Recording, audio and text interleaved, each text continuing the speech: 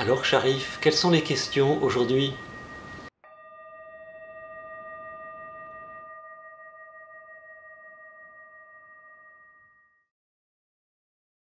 Ça j'appelle ma pratique et ma voie, le tantra arc-en-ciel, les 7 couleurs de l'arc-en-ciel qui correspondent aux 7 principaux chakras. Est-ce que tu peux nous éclairer un peu sur les différents chakras pour vraiment ceux qui ne connaissent pas? Oui, alors dans la carte traditionnelle qui a été créée en fait par les recherches intérieures de milliers de pratiquants du tantra, du yoga et d'autres voies spirituelles en Inde, mais aussi sans doute dans d'autres cultures, il est apparu que l'être humain, qui bien sûr est incarné, nous sommes tous des êtres de chair et d'os, hein, visibles, tangibles, qu'on peut toucher, mais on a aussi une richesse plus grande qui est 7 niveaux d'énergie, ou 7 couches d'énergie, qui correspondent à 7 centres principaux qui sont situés dans le corps humain, mais qui sont invisibles. Donc tu peux en parler un peu si tu veux en détail de Avec chacun. plaisir. Donc le premier centre est situé à la base de la colonne vertébrale, et si on est très précis au niveau physiologique, au niveau du périnée. Et ce centre d'énergie est lié à la couleur rouge. On l'appelle en sanskrit Muladhara, ce qui veut dire la racine, le centre de la racine. Et c'est le centre qui nous connecte avec la terre. Donc ça correspond à cette zone du périnée, à la zone sexuelle, mais aussi aux jambes et aux pieds. Tout ce qui nous met en contact avec la terre. Et c'est le centre qui s'occupe de la survie au niveau individuel, donc tout ce qui est de l'ordre de notre survie personnelle, mais aussi de la survie de l'espèce, donc tout ce qui est lié à l'instinct sexuel. Et donc, soit on associe ce premier chakra au sexe, qui est vrai, et en même temps c'est plus large aussi, hein. Mais c'est vrai qu'il y a ce chakra de base qui est le point d'accès le plus facile à notre énergie, puisque c'est là d'où on vient. Si nos parents n'avaient pas eu des rapports sexuels, et leurs parents, et leurs parents, et leurs parents, nous ne serons pas là ici aujourd'hui. C'est pour ça que le tantra a un grand respect pour cette énergie, à la différence d'autres religions, d'autres voies spirituelles qui condamnent souvent le sexe c'est mal, c'est le péché, c'est etc., etc. Le tantra a une vision positive de la sexualité en tant que source de vie et aussi en tant que source de notre énergie à la racine. Si on se coupe de cette racine et qu'on veut être dans le cœur, être dans les chakras du haut, ce qui est très bien avec cette coupure, en fait, on aura très peu d'énergie disponible. On peut prétendre être dans le cœur ou essayer. On peut prétendre ou essayer d'être dans les chakras du haut, troisième œil ou couronne, mais il va y avoir une déperdition telle d'énergie qu'on ne va pas pouvoir aller très loin ou très profond.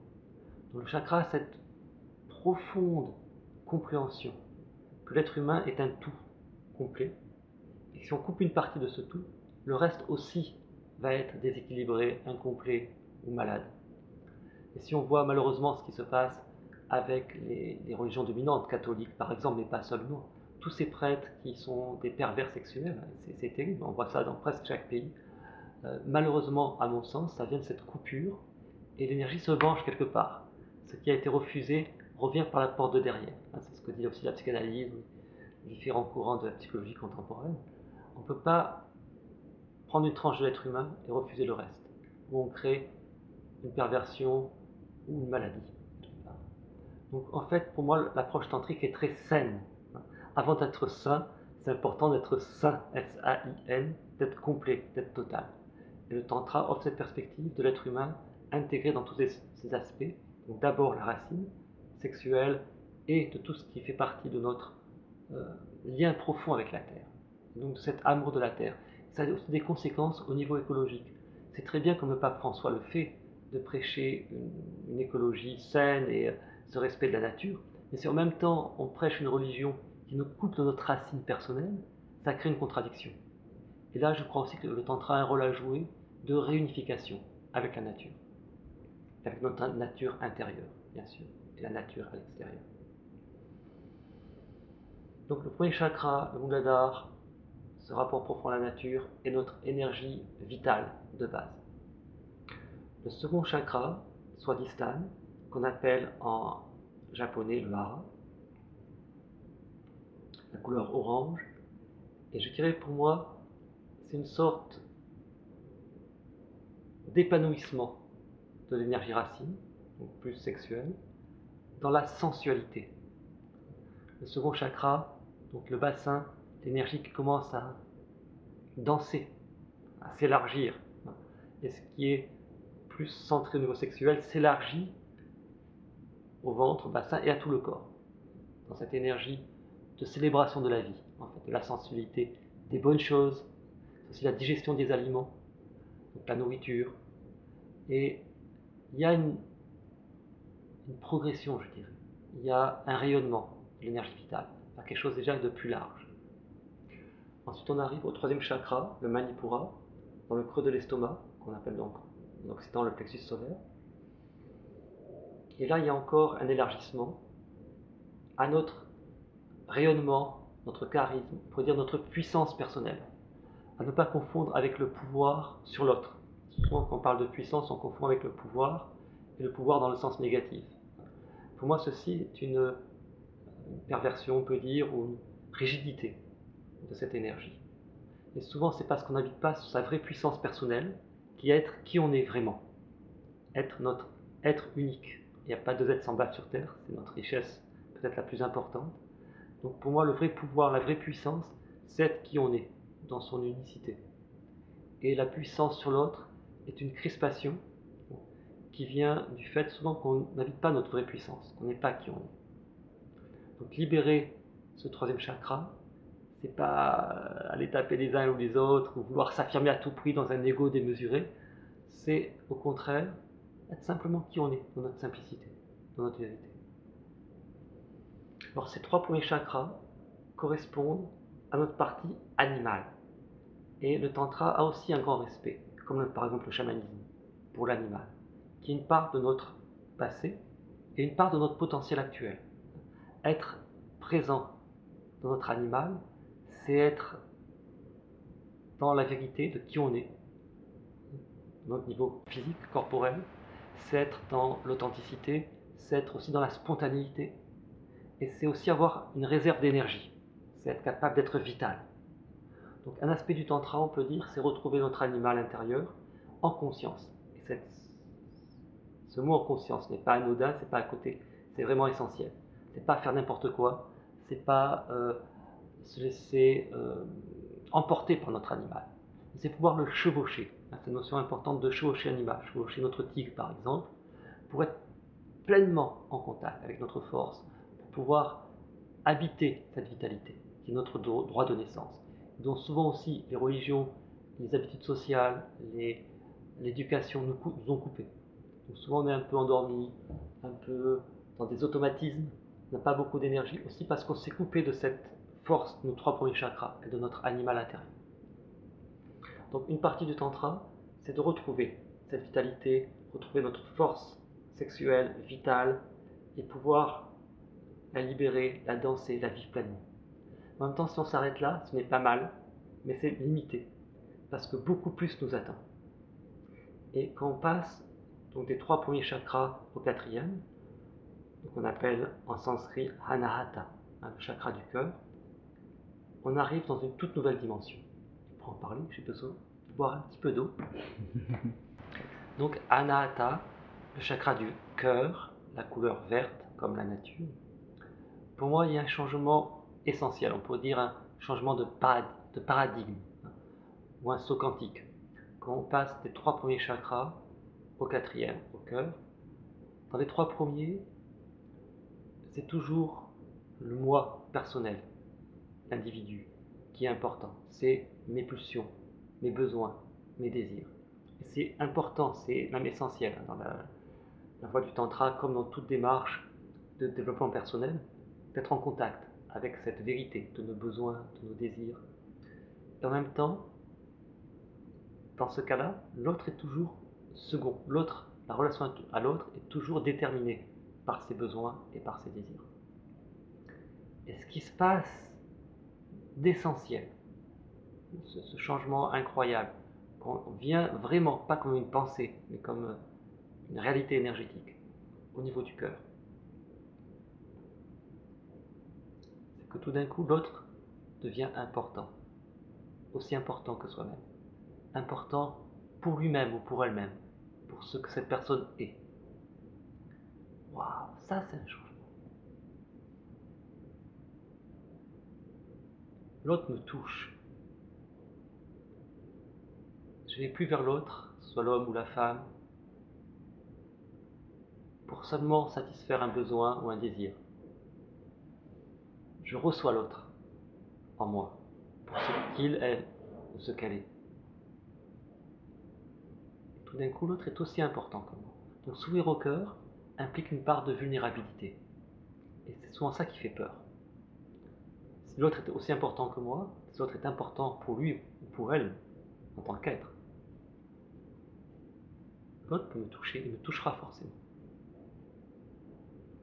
C'est-à-dire qu'il y a des défenses, des barrières, des protections qui sont. Et ça fait peur, et c'est normal d'avoir peur. Et en même temps, il y a un tel cadeau dans cette ouverture du cœur. Il y a une telle richesse. Il y a une telle beauté.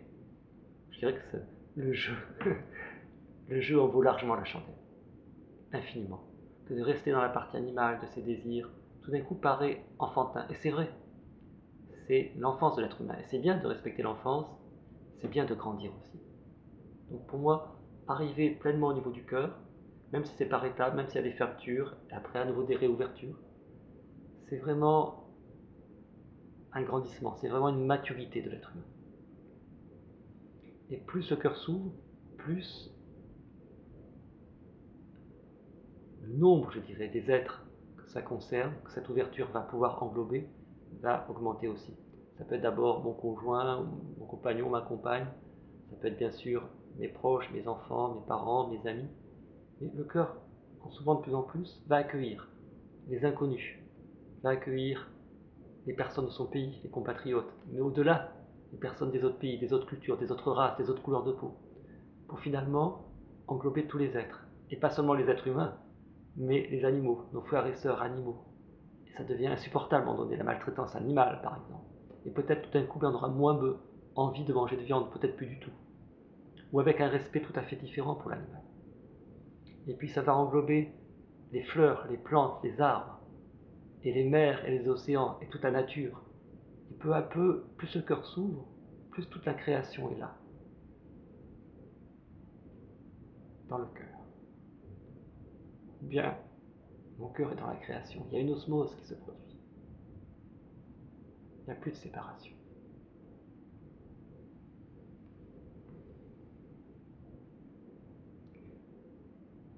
Et le voyage humain pourrait s'arrêter là, ce serait déjà un magnifique voyage. La beauté de ce que nous sommes en tant qu'être humain, c'est que ça continue. Et donc on monte plus haut, on arrive dans le chakra de la gorge, qu'on appelle Vishuddha, qui est vraiment le centre de l'expression, de la communication, et aussi de la créativité. Lorsque l'on peint, que l'on dessine, que l'on chante, que l'on danse, mais que l'on prépare un repas, ou que l'on construit une maison, c'est ce chakra qui est en avant, ce chakra qui permet cela. Et plus on est original, plus on est unique dans notre création, quoi que l'on fasse, même des choses toutes simples, nettoyer le parquet, éplucher les légumes, non, mais une note personnelle. On ne répète pas automatiquement les mêmes gestes. Et ce chakra s'ouvre. Et peu à peu, on devient créateur de notre vie. Lorsqu'on monte encore plus haut, on arrive à Ajna, le troisième œil. On appelle parfois aussi l'œil de Shiva.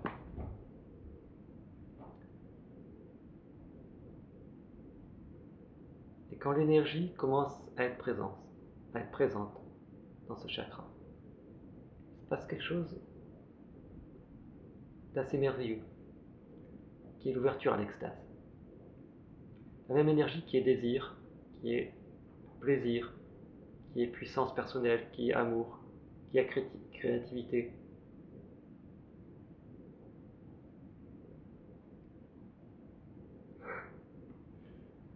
C'est très dur de le sentir et d'en parler en même temps. Pour moi, c'est important de ne pas parler de façon intellectuelle des chakras, mais à partir de ma propre expérience dans cet instant. Il y a cette capacité vraiment merveilleuse qui est un cadeau divin.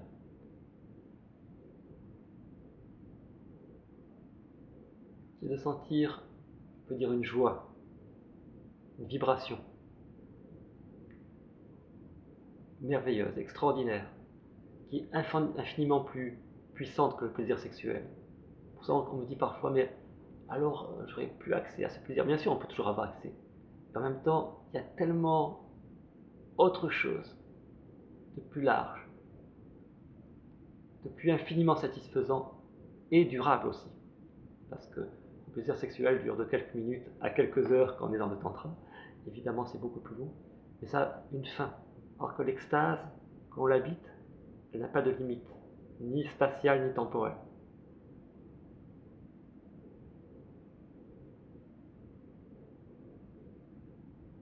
Et ce qui se passe aussi, quand cette ouverture à l'extase, dans le troisième œil, commence à se produire, c'est que toutes les satisfactions de notre ego, être quelqu'un, je suis, reconnu ou pas reconnu, connu ou inconnu, tout ça perd complètement son importance. Parce qu'il y a une telle satisfaction intérieure. Il y a quelque chose de tellement plus fort qui se produit. Tous ces jeux de l'ego perdent leur attrait. On voit vraiment ça pour la réalité, c'est des jeux d'enfants. Et on rentre dans une autre dimension, qui est une connexion encore plus forte qu'avec le cœur, qui se complète bien sûr, avec tout ce qui est visible, toute la nature, et à ce niveau-là même invisible. Il y a une connexion avec l'univers et de plus en plus avec, on peut dire, la source, ou le créateur, ou le père, peu importe les mots, le divin.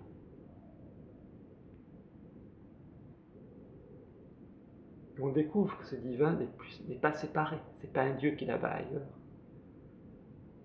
C'est ce niveau d'être de soi-même, qui n'est plus un ego séparé, fermé, compartimenté, qui est une ouverture, une vibration, une conscience.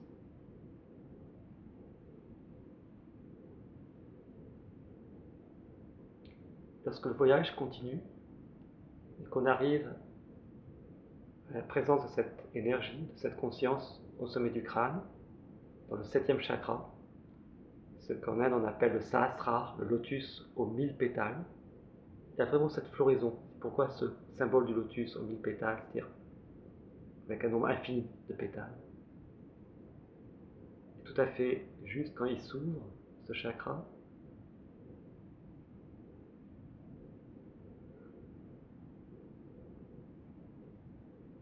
il y a une grâce infinie, il y a une énergie qui se répand dans tout le cosmos et qui vient de tout le cosmos.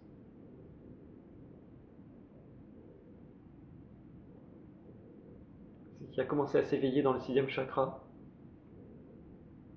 atteint son épanouissement. L'ego a disparu. L'homme et Dieu sont une seule et même chose.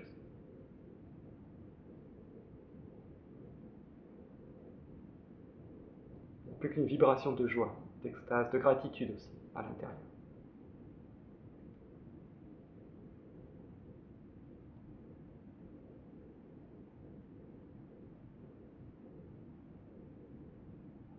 Et les mots s'arrêtent là.